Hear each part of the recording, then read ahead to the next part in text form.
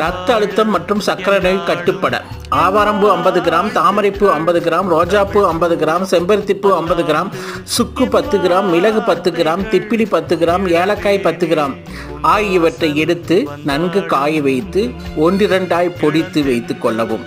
இதில் 10 கிராம் எடுத்து 2 டம்ளர் தண்ணீர் சேர்த்து நன்கு கொதிக்க வைத்து அதிகாலை மற்றும் மாலை இருவேளையும் அருந்தி வர இரத்த அழுத்தம் போன்ற குறைபாடுகள் சரியாகும், இதய நோய்கள் நீங்கும், நீரிழிவு நோய் கட்டுப்படும், நல்ல தூக்கம் வரும்.